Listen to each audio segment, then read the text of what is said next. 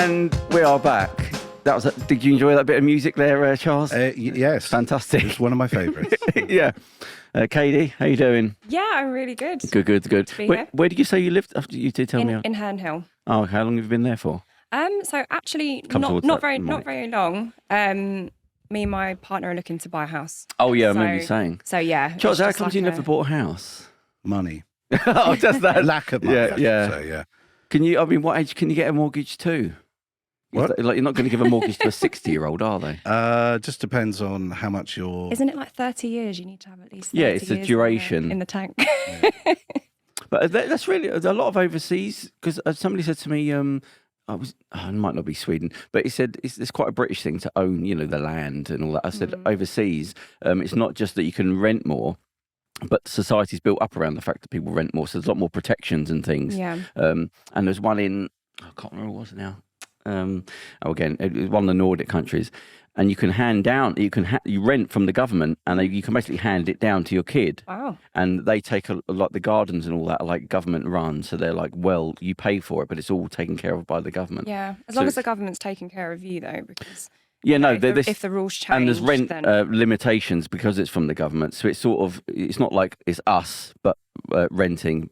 But because we've got nothing around the renting, but that's built into the system that the renting is part of. Like I said, you can hand it down. It reminds me of a program.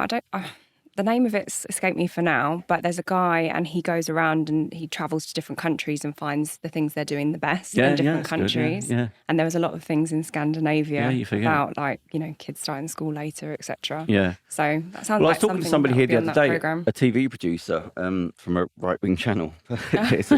Anyway, but yeah, I was explaining. Okay, what? Oh, I did tell you. Oh, I don't want to go into it now. Oh, okay. It was just a chat.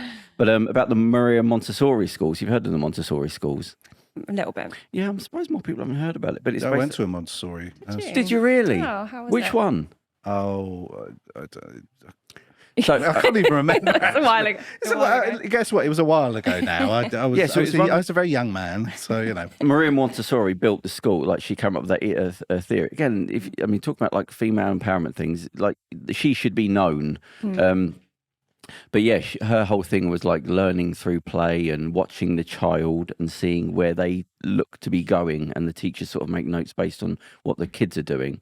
Yeah. And then you sort of follow that. You don't sit them all in a class and tell them what to learn. Yeah. And she had a famous saying, which is, she would say, "Don't look at me, look where I'm pointing. Like it's not about me being a star.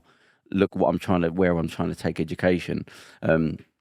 But yeah, all things about having kids start later rather than earlier, because it's mental when you think about it. We shake kids awake and say, get up and go to school, where they would have, that they would start school late because they want kids to wake up naturally and want to get out of the house. Is this in the Montessori teaching? Yeah. So basically, you're not, they don't associate education with like misery. So imagine then, like you're 8 and you say, right, we're not going out of the house. You're not going to the shops. You're just going to get up, do whatever you got to do. At that age, you want to get out of the house. And if you say, right, now we're going to school, just see what I mean? Now you go, right, what do? We shake them awake and say, come on, get up, and drag them out. And it creates a thing in their head. Yeah. So a lot of things. Flashback then. Yeah, but that's how normal it is to be like dragged to school. Well, I wasn't dragged, but no, but you know what I mean. Just like not wanting to go, I want to sleep, but not being tired. But yeah, just little things like that. But a lot of it. And they watch. Is that kid creative? Is that kid just running around? Is that person? But yeah, because most of it's what it's for is to condition you to get ready to go to work. Basically, getting you drilled to be able to get up, get yourself up, and do that 9 to 5. So that's really what it's about. And they're franchises. So the thing is, there's a general ethos, but you can change it depending on like what you like about it. Yeah. So all schools are slightly different. So are there a lot of schools like that then? Yeah, well, the Montessori schools, but a lot of them in like California. You got to pay. California. No, but that's where it sort of starts, the thing of like creative and being very proactive towards your children. But it's like a lot of it. The more I heard about it from this woman that did one of these schools, I thought, oh yeah, that just makes sense. Don't shake kids and get them out of bed. Let them wait till I want to go to school. I want to go and play. But yeah, dragging somebody up and saying, right, go and learn. Sit in that classroom and listen to everything I say with all the different types of personalities there are in the world. just putting them in the room and saying, right, you're all going to listen to me, and if you're not good at learning, then I hope you got good parents or something. Because if you haven't, then you're just going to get pushed to the side. But then my mate, he went to one of those schools, where you don't have to wear a uniform. Oh yeah, but isn't is that primary or secondary? That was like secondary, and but yeah, it's one of those things where you don't have to wear a uniform. You don't have to go to classes if you don't want. You don't have to turn that's up. Just too. Yeah, what school was that? Hippies. He went there and just disappeared. And again, so I don't know. I mean, hopefully it's all right. I don't know, but like, how did it work out for him? Well, as I said, I don't know, but he still disappeared. Even I was like 12 or 13, and even at the time, I was like, that's weird. Like, I'm not sure. I'm not sure I'd thrive in that type of environment. I just wouldn't go to school at that point. I'd be like, right, I've had enough of this. I had enough of it about 14 or 15. So yeah, you can't bring them up feral. Just what do you want to do? Yeah. Well, I don't want to do anything. Well, that's what sit at home. I mean, I just was at a school, and I used to get in trouble at the time because I wouldn't do anything. But did you not enjoy? I turned out all right. Kind of. Did you? How old were you at the Montessori school? That was like a nursery school thing. So it's like 4 or 5. So that must have been one of the first ones. Do you appreciate the sort of Montessori experience now? We don't remember back on it. Just normal. Yeah, a little bit. Yeah, I suppose it's good. I don't know. In comparison to like what you hear about other kids. You don't know. I don't know no different. Oh, okay. What about it's just all that. That's all they taught me. What secondary school did you go to? Well, don't say the name, but secondary. I went to a boarding school. Oh right, yeah. What age is that from? That was from about like 11. Well, the first one closed down because the Catholic Church pulled the money. Oh right. They pleaded poverty. Oh. It was a Catholic boarding school. And they were like, we run out of money.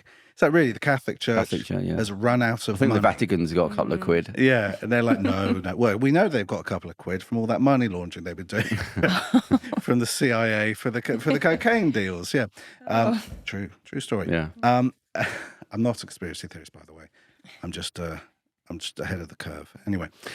Different episode.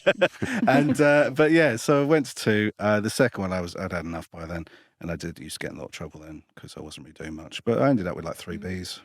Oh, that's all right. No, that's all good. right. But like, I just my heart wasn't in it. Talking of conspiracy theories, so before, obviously, we was talking to you like you weren't here. Before we started, we was talking about podcasting with Joe Rogan thing came up, and we was all talking about that. But anyway, so this guy, he told me, and I don't think it's true, but there's no reason for it not to be true. He said he recently had somebody on who was talking about the moon landings not being real.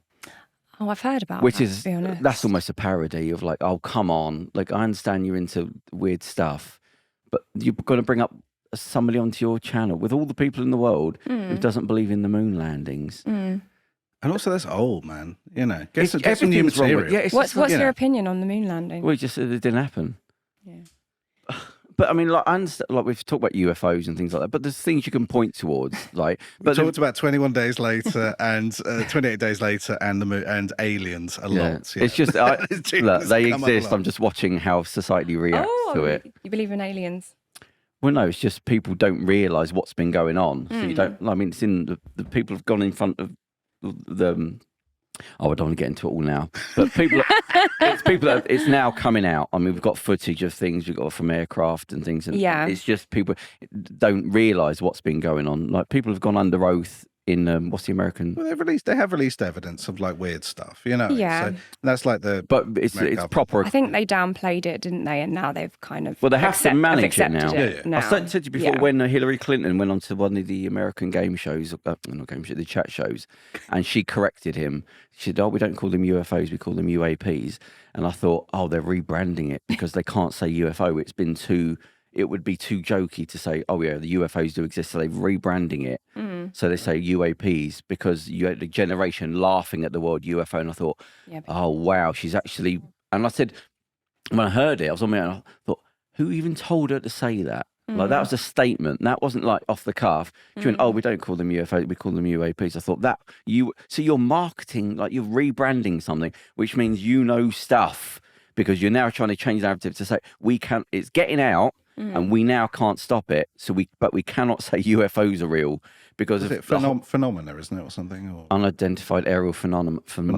Yeah, phenomena. Yeah, but people have been around for like generations, for decades, talking about it and saying I worked on them and explaining things that you're now seeing in technology. You're seeing what they sort of said from years ago. So you go, okay, so now it's just like this wall of information that they're trying to hold back. But now you've got the Whistleblower Act, which came in like a decade ago.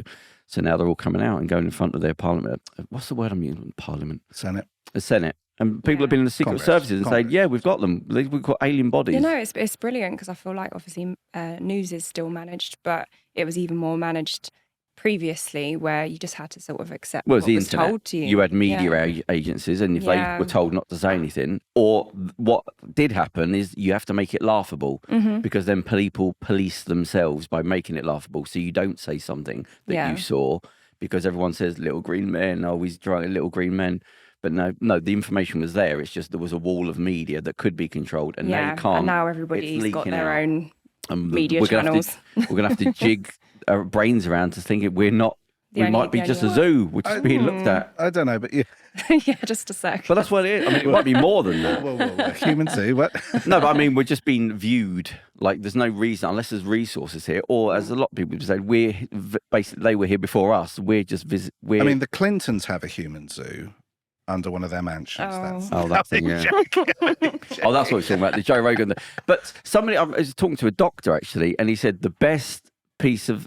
first, I mean, it said it's almost embarrassing to talk about the moon landings because there's thousands and thousands of people involved from every part of the machine to everything to do with the radar to everything to do with the calculations and mathematics. There's thousands of people involved in putting people on the moon. It's not like a couple of people. Who are all these people that have worked on their whole lives in science? But he said even the Soviet Union at that time didn't say it didn't happen, because it would have been so laughable that it didn't happen that even the Soviets at the time didn't go, what a load of rubbish. Because there's thousands and thousands of people. Yeah. There's thousands of people involved in multiple countries that are all studying and breaking apart every level of everything that happened. You go, you can't, it's not just somebody got a camera and there's thousands, but they don't understand that. But for Joe Rogan to have somebody on like that, you go,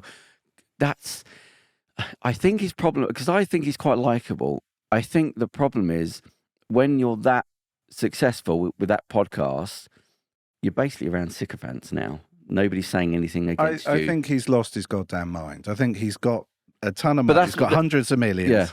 And he's an exceptionally wealthy man now. And your information is Google. He is just, it seems to be a thing now. Like people who are like exceptionally wealthy seem to just lose their mind. Yeah. Well, as we were saying, you were saying he moved out of Texas, he said he went to. Yeah. So it's that thing of, I've got my money, I've got old, and I'm just going to pull out of the city and go and sit there and wave my finger back at people about the way society is. And then you start to buy an island, and I'm going to sit on it, and I'm going to be weird and creepy. And everyone around me is going to love everything and never say anything bad about me, and I'm not going to get any other information. And you can't help but naturally become more and more ignorant. It's why, like Hitler or Trump, it starts because what happens is people are afraid to say no to you. So you start to make serious mistakes and not know what's going on because people don't want to say that's a bad idea or that thing you did isn't your fault, that's their fault. We'll get rid of them, and things slowly get worse and worse and worse because you don't know what's happening because everyone around you is just telling you what you want to hear. Good segue then. Yeah. Trump. Oh. Now, bearing in mind that people have been banned for gloating and saying, voicing their opinions. Yes. But the thing is this, it's people say Trump and they laugh at Trump. I always say, go back and watch Hitler in the 20s and the 30s, not the 40s and the 50s, because go to the point where he was a silly little bloke that people used to laugh at, but then incremental steps, all accident. Yeah, no, I completely agree, because I remember my first experience of being aware of who Trump was. And it was positive at that time. Like, he came to this country and he did these events called Success Resources. Yeah. So he was like plugged as an aspirational figure, and he was doing a lot of reality TV and stuff. And I think just with time, sort of the full story, there's always been information on him, obviously, but I feel like it's snowballed, and actually there's all these layers coming out of he was funny and he was entertaining, and now actually these are all the things he's doing. That's dangerous. He shouldn't. He should have been doing that, not this. But it's like Boris Johnson. I mean, Boris Johnson would have been fine if he was just even if he was a backbencher, really, and that's fine. And like doing "Have I Got News for You" and writing silly columns in whatever, The Spectator, in right wing newspapers or magazines I don't read.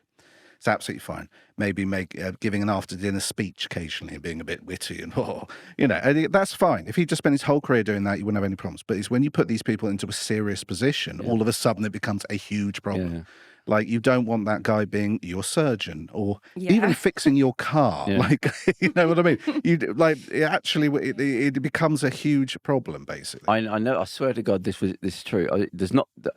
Anyway, when it must have been just before the year 2000, I was well out. I didn't watch TV or anything. I didn't know what was going on in the world. I lived homeless and lived in a car, and so I didn't know anything.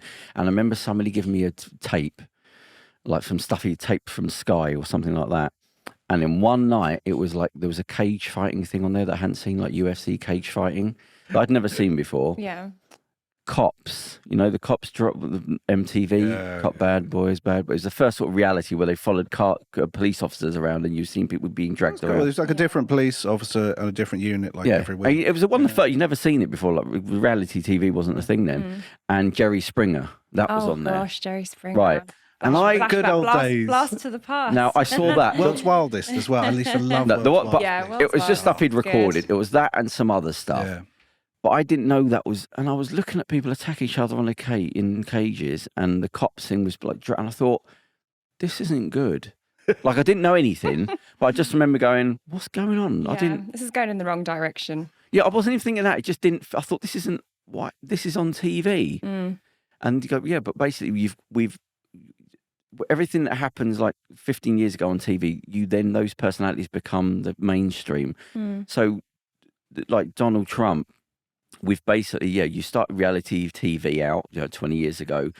Yeah, you're going to get those superficial characters that then end up in Parliament because you've lowered the standards.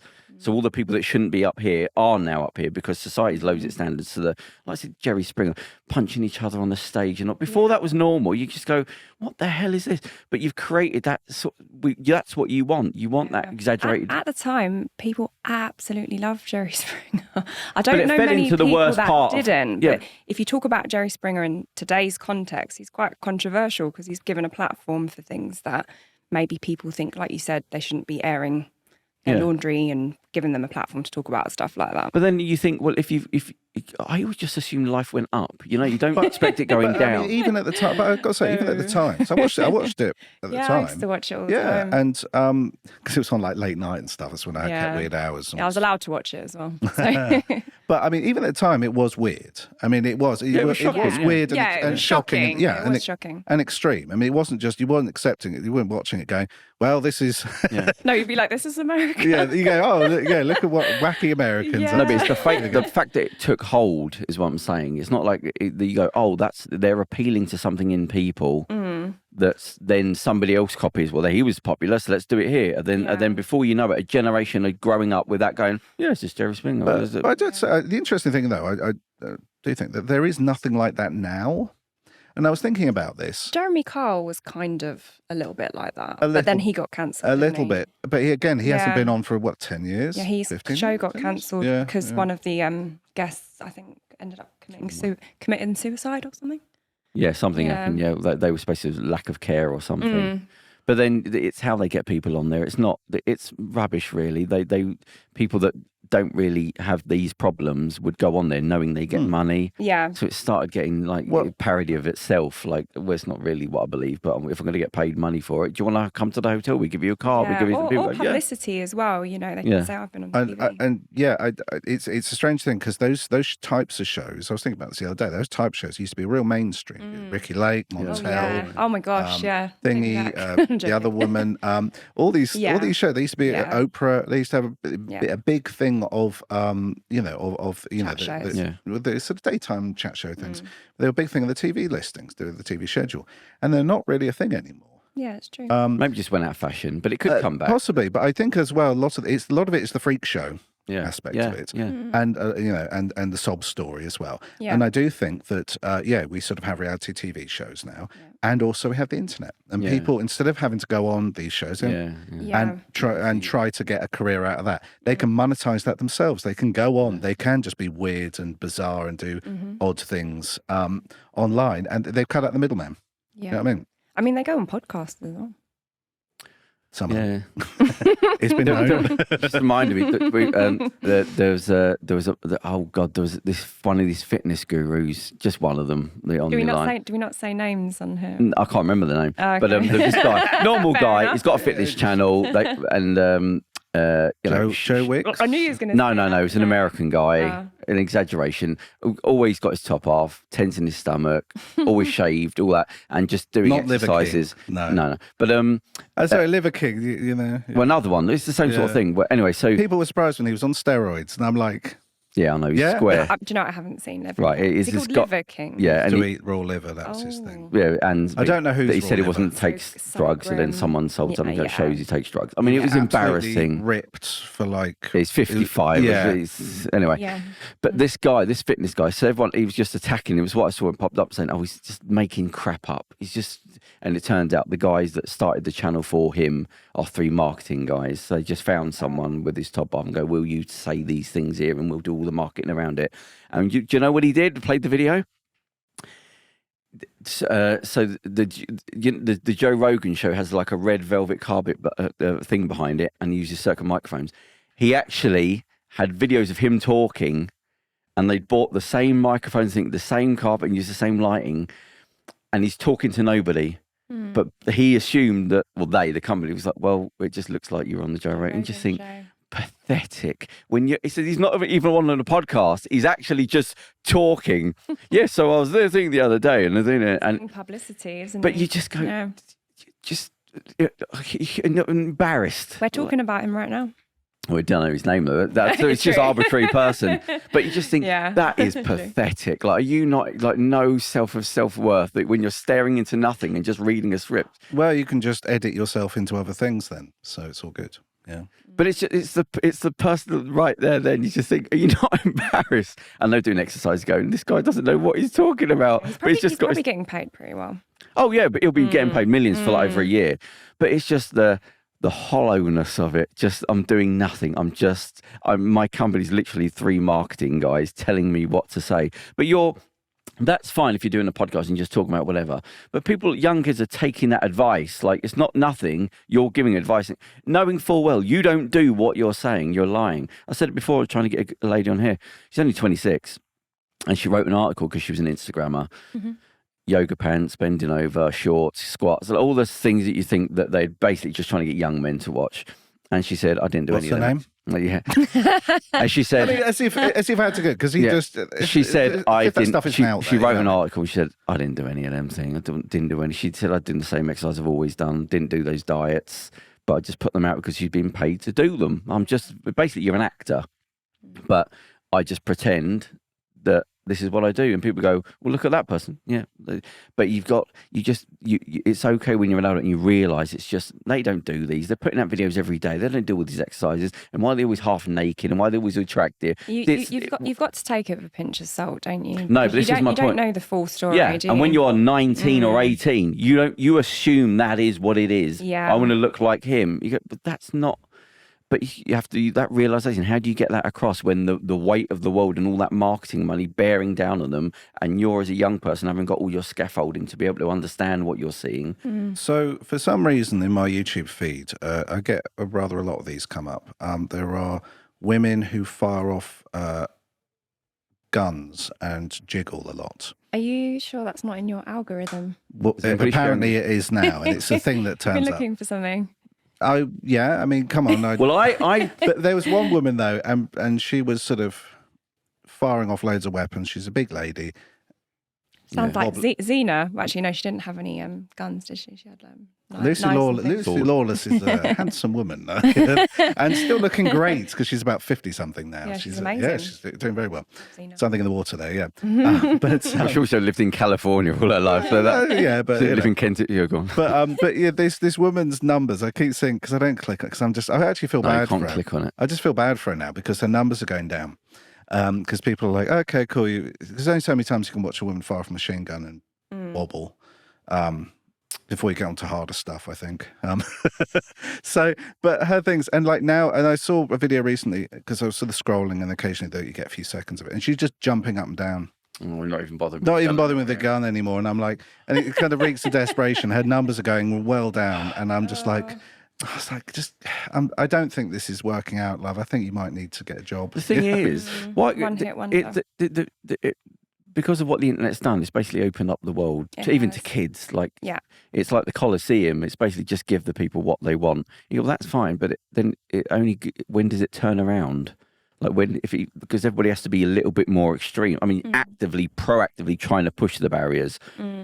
And you can only look at what was in the Colosseum from the murders. I mean, if you've got UFC cage fighting that's now light entertainment where people are attacking each other in cages, why not somebody just does another extreme and go, well, let's do a £1 million, let's do a £1 billion fight and it's to the death and it's in Brazil and you'll get here. And then 20 years later after that, now it's on TV. Do you know what I mean? It always goes somebody has to push it slightly further. Because when the cage fighting come out, I don't know if you remember at the UFC when it was like all people came together and fought in cages and it was banned. So you had to get it on like DVD, on VHS tapes.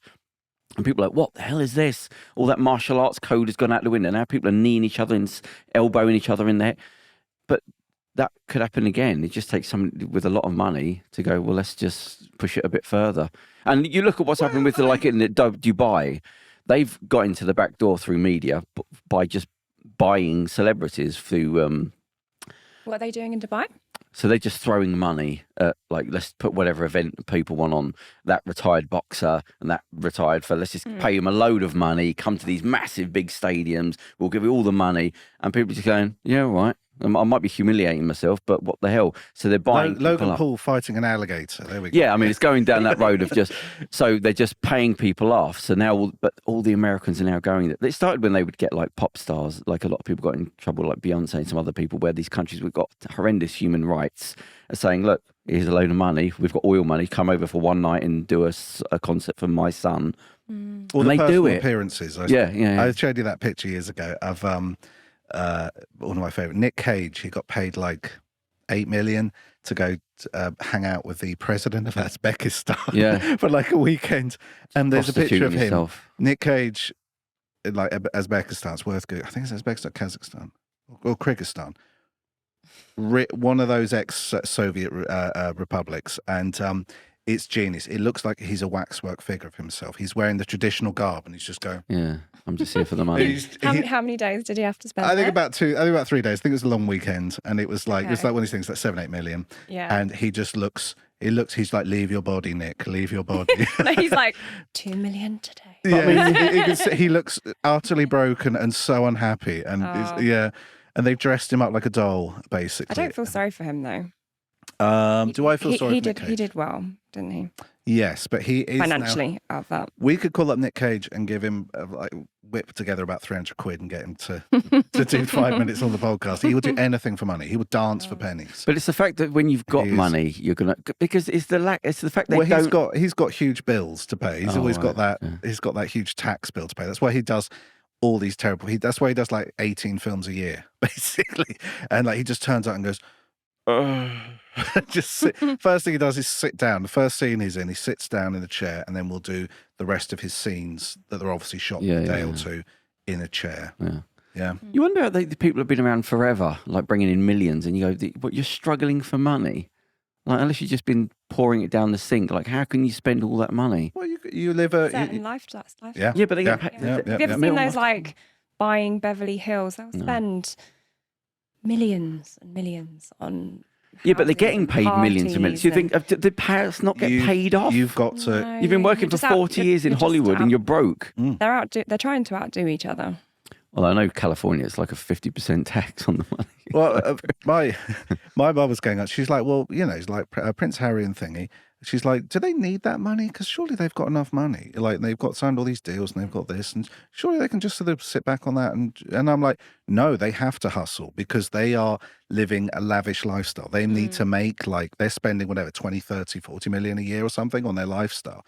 Just going out and having holidays, going to restaurants, having this and that and events and things. Yeah, they're still public figures, aren't they? So they have to hustle that much just to stay even. You know what I mean? Like whatever, 20, 30 million. They have a very expensive lifestyle. I said in the book, what's the book called? Spare in the book. I haven't read that. It's good. And he talks about having to get his own security. And they basically saying because he'd served in the army, he said, the royal family, like at the top of the list for terrorism, and you're at the top of the list for the royal family. But then when the Queen Mother basically cut him off, he said he had to find that he had like 30 days, and the bodyguards had to leave, and said you have to find the money. I think it amounts to, I think it was £3 million a year just to pay security for them, because they're constantly under terrorist attack. He said, but so just that £3 million, forget everything else. Just we have to have £3 million worth of security. I'm sure, because he's on loads of kill lists, isn't he? He's on loads of lists. Yeah. I said he's at the top of the royal family's kill list. Like he's and the IRA and stuff. Didn't he also list out names of people he'd killed in combat as well? No, I don't think he would have given. I think he was asked number. I think he killed a certain amount of people, but he would never. I feel like even saying that is sort of upping your kill list level potentially, depending on who you've killed. Oh no, I mean the fact he was there was enough. I mean the fact he was just royals, but like he's at the top of their, and you haven't got the entire wealth of the country behind you. So now you're a private citizen trying to protect yourself from the world. Every government wants you down, but I think he was honest. Give him that. Like, guess what? He was trained to murder people, and then he went out to a country and murdered people, and then he was like, did my training, and I don't try to think about it too much. I don't think of them as people. It's like, that's what we do to people. Don't highlight what war actually is to us. You're not supposed to say that. You're not supposed to say that. But it's just like, and he's like, I don't really feel too bad about it. Yeah, I'm not against him saying it, but I feel like for the people that don't like him, it's kind of just a bit more ammunition to say. Yeah, but I mean, if you're trying to kill people, then thinking, how much do you want to kill me? I think the sort of the horse has bolted at that point, trying to appease how much you hate me. But I mean, what I'm trying to say is that he said the quiet part out loud, basically, and it's like, you're not supposed to actually admit. Well, that's why they hate him anyway, because he's saying, look, this is the royal family, this is what they do, and you go, oh right, you're not supposed to say any of this. No. Yeah. Oh yes, I read this morning. He had. Duke of Edinburgh, Prince Philip, he was named in the Profumo scandal. That was a while ago in the 60s. It was a prostitution ring involving some cabinet ministers and also some Russian intelligence officers at the time. Yeah. And I think they were 18 or something, and they were showgirls. And the guy around here actually in Soho. Yeah. Oh yeah, it wasn't it? Soho, yeah. So it's a big thing, and yes, and the FBI just released some documents that said yes, it was actually Duke of Edinburgh was involved. Yeah, all these things are sort of coming out. Yeah. Do you think they're going to do a sort of program on that? Oh, it's been done. Profumo, it's pretty. Profumo. It's coming back now. Yeah. Prince Andrew's got loads of programs on him, but I feel like it's the same for that. Okay. I feel like that hasn't been as well publicised. This was a bit of a scandal. It's the 60s, but it was involving Russian intelligence, and then the guy who was the pimp involving it, he kind of died in a suicide-y way. Mysterious way. Kind of. I mean, it wasn't 2 shots to the back of the head, hands tied behind the back, and pennies on his eyes. Suicide, but it was an overdose. And it was like, we produced the Scandalmongers podcast, and so they're just doing stuff that's just like one thing after the other as somebody's got killed, and you just don't hear about it that much. And all these investigations, the books are coming out now of just what was going on in the 60s, 70s, 80s, 90s. And it's just one thing after the other. Royals constantly. It's never It's almost ending, becoming the Royal Channel, because they're all involved in everything's going on. Talking about America, I just saw this recently. That I think it might have actually been Texas. That's what reminded me when you said Texas. They're installing vending machines with ammo. Think of that. Awesome. Because they've got open carry, so they've basically got rid of the laws for where you can and can't have a gun, and if you have to hide it. I remember being in California, and they had a sign up. It's a work sign. It said, "Remember to cover your weapon." Like, you're not allowed to show it, but in certain, like, I think it might be Denver or somewhere, you just don't even have to cover it up. You can just wear it. And but yeah, they had the big machines and just full of ammo. And it's like, that's from the future, like dystopian futures happening. I told you it's like the downgrading slightly. It's just another little story. But there's a lot of these other little stories that are happening, and every generation gets used to that, and then so in 20 years, you're in Idiocracy, the film. Well, 100%. I think ammunition is one thing that you should definitely have 24-hour access to. You should be able to, at any time, be able to go to, I really need some ammunition. I'm running dangerously low. I think, and that person needs to obviously just go out and be able to access that at any time, obviously. I mean, come on. They need regular ammunition to use on Target the practice. Target practice. The Supreme Court. Home defense, yep. The law that banned turning a gun into a machine gun after, I don't think it's Sandy Hook, but it was one of the things. The Supreme Court said, right, we're going to bring all these laws. We're not going to really do anything, but we have to say like stuff. Bump stocks, whatever. Yeah, something, whatever. But then Supreme Court now just reinstated this piece of equipment that turns a gun into a machine gun. And you think, just going back, like, what, I thought, don't we go better? You go, no, that's something, only because of Trump, we need to arm people again. We need to have everybody who's got a gun. It's going to be great. They're just trying to go backwards. Well, as someone said, if everyone in that crowd was armed, Trump would never have got shot. Yeah. As if that would help the situation. People said that, yeah. As if having, 5,000 people suddenly go, there's a shooter somewhere. Yeah. Well, he might have got shot twice. Who knows? Well, I think they're saying that man over there's got a gun, and they say where, and everyone pulls out a gun. I don't think that's going to help the situation. Him. Everyone just get him shot. Everyone just starts, just a massive shootout. Everyone starts John Wicking everyone else, and it just becomes like a sort of mosh pit of handgun violence. Yeah, I don't think that's. It's mental though, and it's just like there's so much chaos going on. Yeah, I feel like there's a little bit of delusion about how much control we actually have because, laws getting changed around guns, people celebrate it, but are they actually ever really in charge of that? Is it just sort of carrot dangling because that's going to get them a bit of popularity? Whoever's that's all it is. Chair. That's all. I mean, you've got the National Rifle Association in America, that are one of the biggest lobbying companies ever. So when I think there's like 1,300 what they call mass shootings in America every year, and a mass shooting is anything over 5, I think, but 3. Three, sorry, and not including the shooter himself. But all the schools, all this one after the other, and you think, have you not banned this yet? And you go, no, why? Because then we're paying off much money the government where they're now putting the laws back into play. You go, with all the stuff going on, was that the thing you had to work on this week to get that piece of equipment back onto a gun again? In this country, they don't even really report them anymore.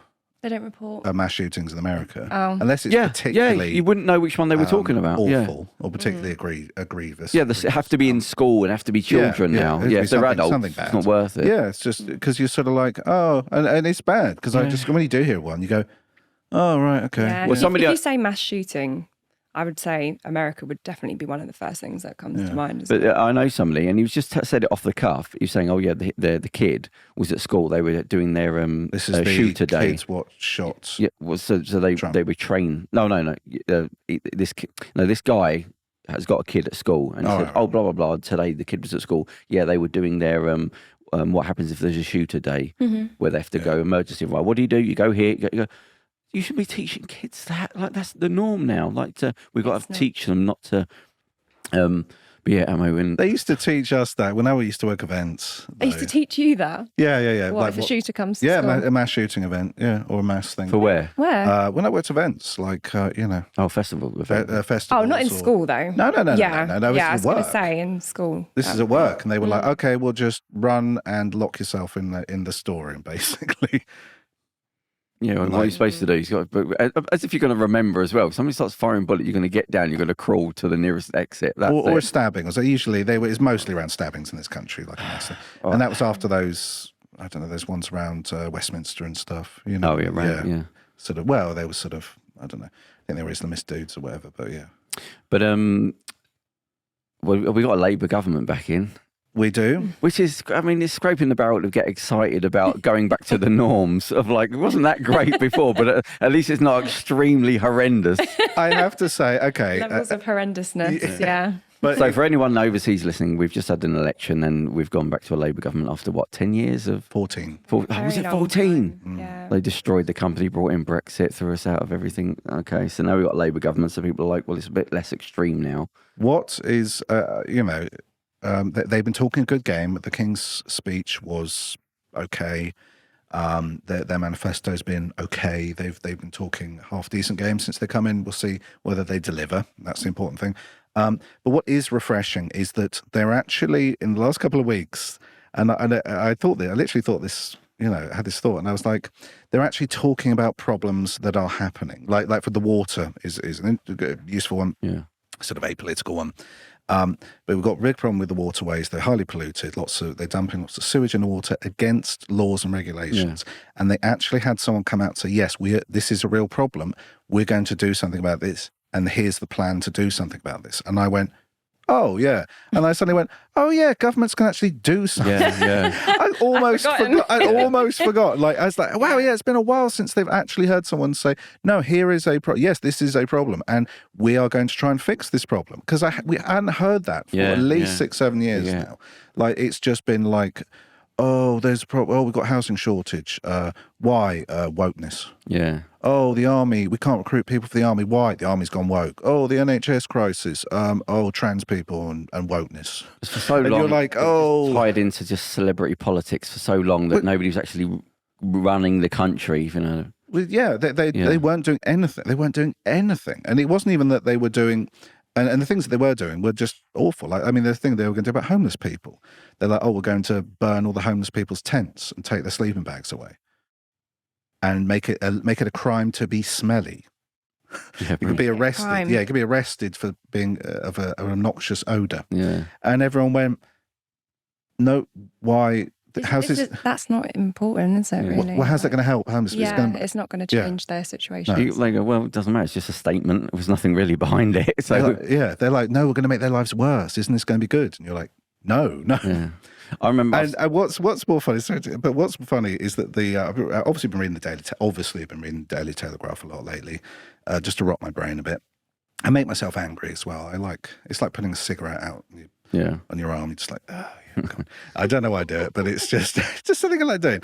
And they keep on saying. Labour are going to introduce a new workers' bill that's going to give people the option of doing 4-day weeks, and I'm like, cool. They're like, Labour are going to scrap the Rwanda plan. And I'm like, awesome. Yeah. Labour are going to clean up the waterways. I'm like, yeah, awesome. Labour are going to raise minimum wage for under 20s. I'm like, cool. And I'm like, oh, you mean these things are bad? Like, you're trying to insinuate that these are bad things that I should be angry about. But I'm like agreeing with the list. They're talking about closer relationships with Europe, not joining the EU again, but closer ties and like greater cooperation and like trying to make trade frictionless again. And I'm like, cool. Yeah, that's a good thing. And they're like, is it though? And it's like, yes, it quite clearly is. Yeah. And we just need to see it actually happening as well, don't we? There's lots of talking and not always action. Yeah, we've sort of come back at the right time. we're synchronicity with Labour getting back in, and we thought, right, we'd come back in and help do a little bit every Sunday. There was a moment, and like Le Pen nearly winning as well in don't know what that is. France. Le Pen is the head of the far right. Oh yeah, they've got a bit party in France. So they came very close to winning the election of France a couple of weeks ago, right around the same time as our election in the UK, and a sort of centre and / left coalition sort of united and managed to defeat them.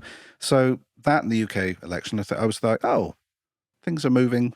Finally, some good news for once. You know what I mean?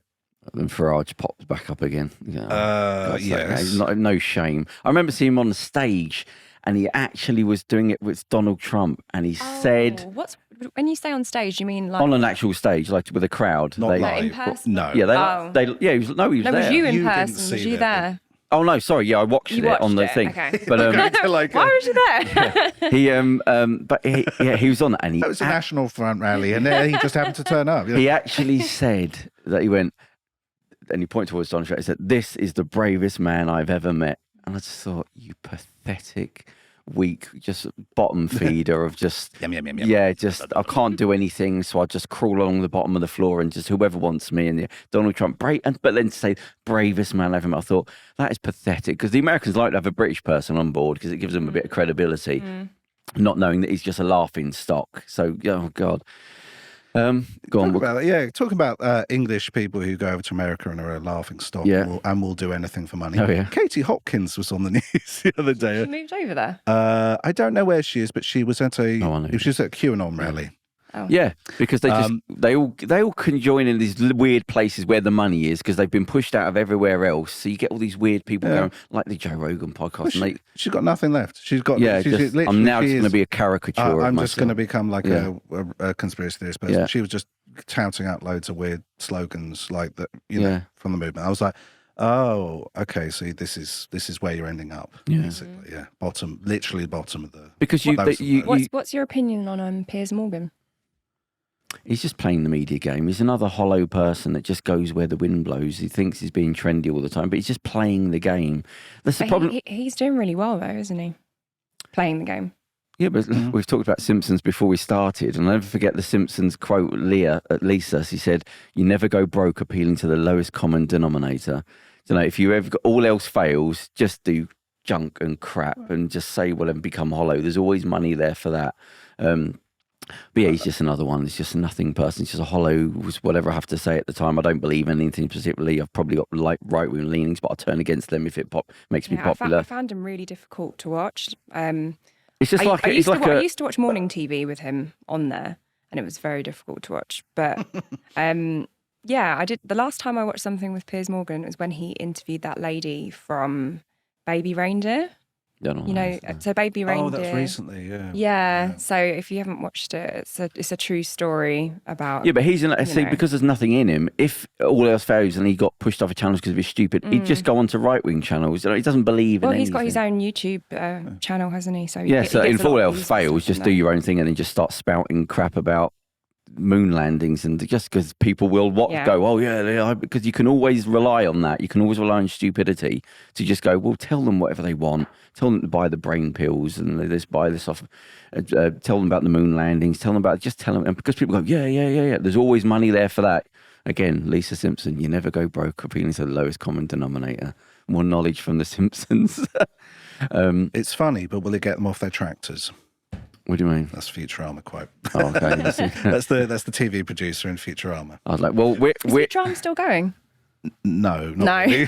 Is Simpsons still going? Yes. Yeah. Actually, no, I feel like hasn't Simpsons finished and they're just showing old episodes? That's the UK, but I have Disney Plus and I think they're on series 36. Has that changed? Has it gone a bit more like ruder because of everything else? Have they still stuck to the family values sort of thing? Really? I thought they would have had to sell this with every South Park and all that. It's less, I suppose, it's slightly less controversial, political, and less current affairs-y kind of thing. Because it used to be.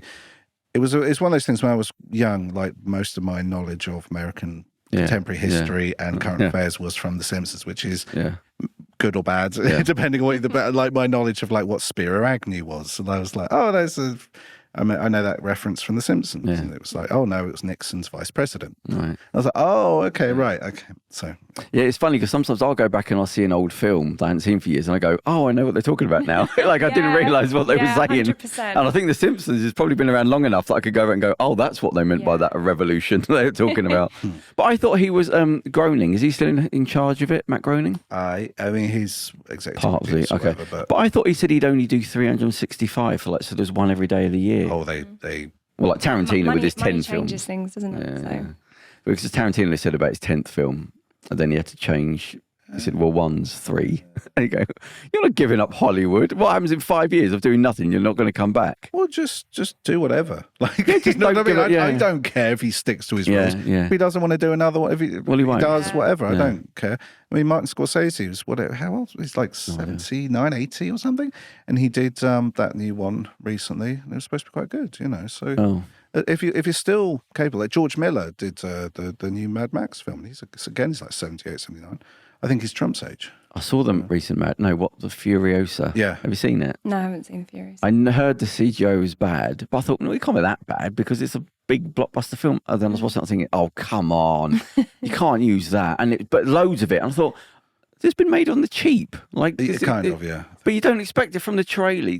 I suppose what the trailer's supposed to do. Green screen work. It looked just like on. I have ordered it on Blu-ray, so it's coming next month. So. Oh, that might be worse because you've got this quite clear. Blu-ray. On Blu-ray? Yeah. Why are you ordering it on Blu-ray? Because I'm wittingly, I've got a Blu-ray collection now. Okay. Yes, just by accident, I now have a Blu-ray collection because I was buying loads of weird stuff. Well, somebody said to me, he said, you need to buy physical media. I said, because eventually they'll start deleting stuff. Oh, you can't get that film anymore. You can't get that film. And he said, you need to buy stuff. 1984, keep that film. Go back to what, DVDs? No, but they're just saying have something where they can't delete that film because of a change in society. You need to have those films and books there, not something that's on iTunes that can just be erased by, we're not allowed to show that anymore. But yeah, it's weird films that I've got. Like I got I spent loads. I've got like Cobra on Blu-ray. Stallone. Yeah, it's a terrible film. Terrible. Watching it ironically. I love it. I love it. It's so cool. Yeah. It's so cool. And I got like Dangerous Men and like Greasy Strangler and stuff. And like... Greasy Strangler. It's funny, some films that we loved when we were younger, like absolutely like just made your year. You'll look back at them now and you're like, oh, they're really bad. Oh, I ruined films really going bad. to watch and going, what the fuck? This isn't funny. I've turned them off. Like, as a teenager, I'll stay away from them just to... I really liked Kevin and Perry Go Large. Obsessed with that film. God, yeah. I put it on. Oh, no, like, that kind of aged very well. Just, yeah. Yeah. Was that Harry Enfield? Yeah. Who was the other one in it? Harry Kathy Burke? No, the fella... No, it's a woman. You were there. No, sorry, but who was talking about the show? Paul Whitehouse, yeah. He's got there's a film, there's something on Netflix where it's like 3 horror stories, and he's one of them. Is it Paul Whitehouse? Yeah, Paul Whitehouse. And he's actually a really good actor. Like it's only like 20-minute thing. I thought, and he's only in the scene on his own. Like he works in a lighthouse, and he hears something, but he's playing it really raw. I thought, God, he's actually a good actor. You forget. I think you have to be quite a decent. Well, they say all comedians want to be serious actors, and all serious actors want to do comedy. He said that there's a weird thing that happens. Yeah, and most actors can't do comedy. Yeah, I think you've got to have that sort of thing in you to be likable, and and in a weird way, willing to put yourself out, willing to make yourself look a bit stupid, and not take yourself very seriously. Yeah, and I think a lot of people can't do that. The latter they can't not let people think that they're serious. You know what I mean? They see anything other than awesome, cool. Yeah, you know. Well, that sort of comes back to our show.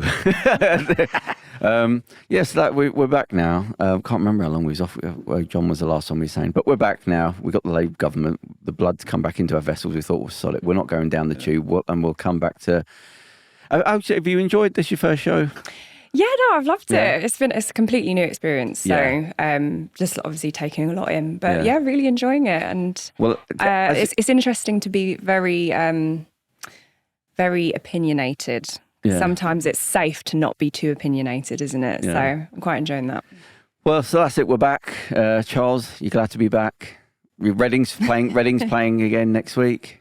A couple of weeks. Yeah, come on, Reading. Yeah, we still haven't sorted out the ownership, but anyway, that's for another podcast. Didn't you have a problem? Like, wasn't there somebody overtaking your company? What was something happened last year? The owner refused to pay the bills. Yeah, what was it? Yeah, he just refused to pay the bills. But so what? There must be more details than that. He just pulled the plug on financially. And, yes, and what happens? The club was just hemorrhaging money, and they were getting fines they were getting points deductions and fines every month. Right. They had unpaid tax bills. They had winding up orders going in. Oh God. They're looking to sell now to a consortium, but they've been talking about that for a year now. So you're going to have UAE on the Reading tops? I think it's an American consortium, American-German consortium or something. So is it still hemorrhaging money, the club? Yes. Yeah. But they got relegated a few times. They got relegated. Of the football players had to go back to work? Well, they haven't been able to sign anyone. They got rid of a bunch of people, and they haven't been able to sign anyone. So they're relying again on the academy. It's a bunch of 17, 18-year-olds to step up. On the cheap. Well, free. I mean, free, but guys who are here in the youth academy. So. Yeah. Oh, well, good luck with that. All right, so then we'll find out what happens next week. Yeah. But that's it. So we will see you again next week for this British Life podcast. Thank you very much. Feliz Navidad.